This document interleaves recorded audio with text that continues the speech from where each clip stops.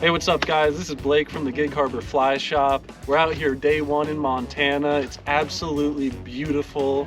Fishing on the Missouri. We got J2 and Ike up here. Boat one's gonna catch a lot of fish day one. We've been hosting trips in Montana for 10 years and it's super fun. And this year, something special. We were able to bring along 4 staff. And so we've been out fishing. Doug's in the other boat right now with Jack, and I got Jack and Ike in my boat, and we've been doing a rotation. And today's our last day of fishing. We've been fishing for a couple days, but we got some really fun stuff that we've already filmed for you to check out on our trip. We hope you can join us on another trip next year.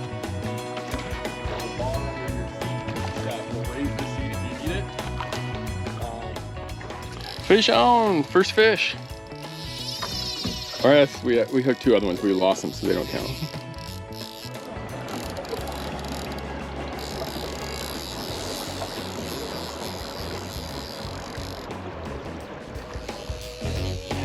Just reeling, winching them in, huh? I guess. Lift straight up with it. Let's see what. Freak out a little bit. There you go. Bringing them back.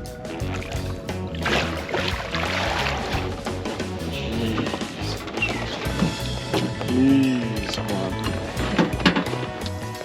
Jack, boat ramp. Jack. Man, right at the boat ramp at the very end of the day.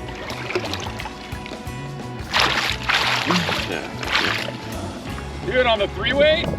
Love it. That was an awesome yeet too. Oh, he's beautiful.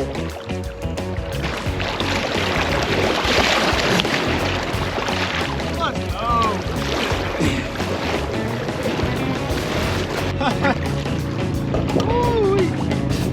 Look at that. Dude, it looks like a pink salmon. Where is he? Where is he? Oh, sniper. Sniper. Not even that big. No. He's an animal though. Tapache time. Okay, who wants you want it with beer or with bourbon? Bourbon and beer. Oh jeez. Okay, what do you want it with, Ike? I'll go with the combo as well. Okay, we have some Tapache made from fermented pineapple rinds. We actually have a video that you can check out right here to be able to watch how to make this. We're gonna cut this with some beer and some bourbon. So we got a little bit of wild turkey.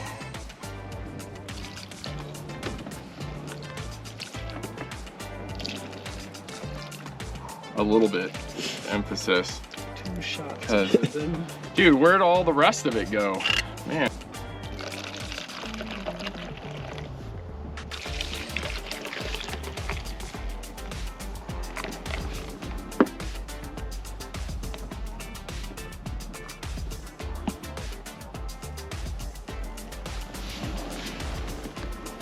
Thank you, sir. Here you go. I'm just doing bourbon with Tapache. Cheers. Cheers. Oh, plastic cups. No clink. No clink. Clink. Clink. We're having a celebratory drink.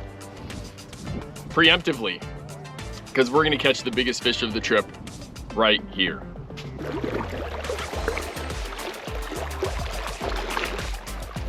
On the Trout Spey, right on. On the 1-way. Oh yeah, this is the 1-way Trout Spey.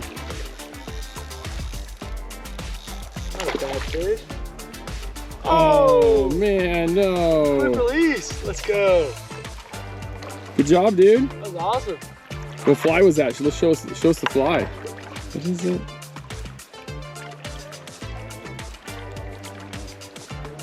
On the 1-weight, on the 1-weight Sage HD Trout Spey. Woo!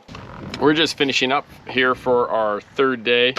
And oh man, we have been sitting in this run right here, swinging flies. And I'm trying to think about how many fish we hooked. It's late in the afternoon. I know Jack's hooked a couple fish. I hooked 5 in here, and Ike's probably hooked 6 down below us. It's just super fun. Ike's been fishing the Sage Trout Spey HD 1-weight, and I was fishing the 3-weight.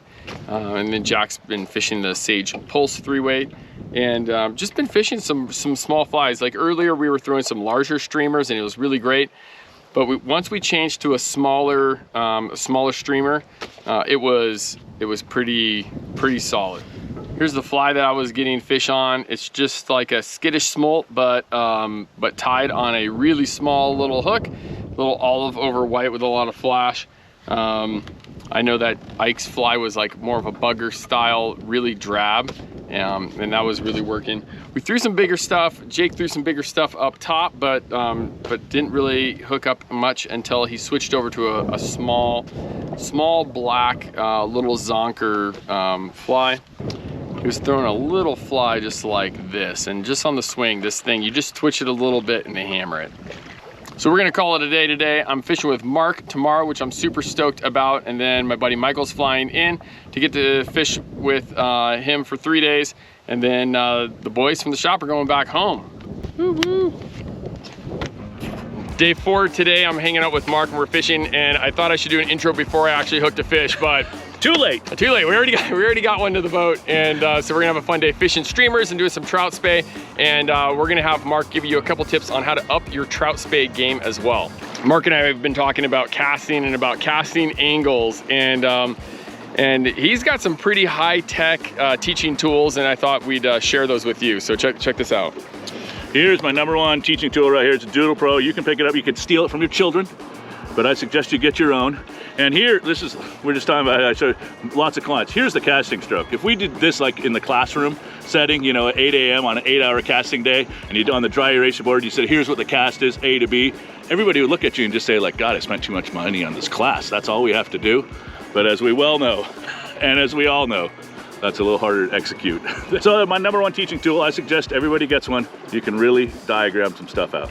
Just let the fish go. Yeah, you got it. Are you alive? Yeah.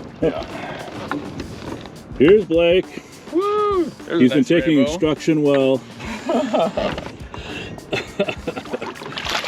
got it, Blake. Also, Blake, talk a little bit about, I mean, it's sunny, you know, the common theme is, you know, the theory is that it's never good streamer fishing when it's sunny, and I, for years, believed that. But, I mean, today is another great example of why that's not true, right? Yeah, last 4 days we've been throwing super sparkly, flashy stuff or white. And it's really fun because you see the fly as you're stripping it in, and it's just lit up, and then all of a sudden it just disappears. The fish eats it, and you don't see the fish, but you just see your fly go. And sometimes you feel it, sometimes you don't. It takes a delay, and then just gets heavy, but you set into it, and it's pretty exciting to have the visual of all that. Absolutely. Pretty cool. No, highly entertaining. It's really, I didn't always like streamer guiding, but when they're eating it, I like streamer guiding. And you don't like streamer guiding because most people can't cast the streamer. Well, that's one of the reasons. Here we are on the Trout Spey. Gorgeous. Nice little rainbow. There's your average Missouri River fish. A little bit big. No, that's probably about it right there. That's your average, don't you think? Big everywhere else, but average here. Which is big amazing. everywhere else. Average here.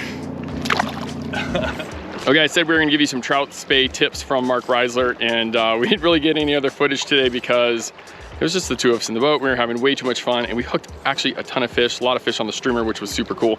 But here's Mark with a couple Trout Spey tips for those of you that are just starting off with two-handers for trout. One thing here, certainly we do on the Missouri Trout Spey stuff, is you have to remember we're not fishing for steelhead. That's one of the things we have to tell those guys, certainly the converse from the steelhead game, is that this is not steelhead fishing, this is trout fishing. So we have to do trout fishing stuff and trout fishing retrieves. One thing we do here a lot is, get the cast out there. Not as pretty a caster as Blake, but when we're just gonna let this swing, I'm gonna make a downstream bend here. So I'm throwing it into faster water. You know, commonly we upstream bend stuff like that, but we downstream bend here, throw a big belly in the line, and then we're just gonna jig this thing across. That might have been a tap right there, Blake, or bottom. Jig it across, we don't strip it actively. Oh my goodness, I think it's, there's one biting it at the bottom of that. It's a good retrieve. That's right. Downstream bend, jig it across. You have constant line control, or sort of like tactile line reference. So you're right here. When that fish eats it, you know, we're not going to do that high trout stop.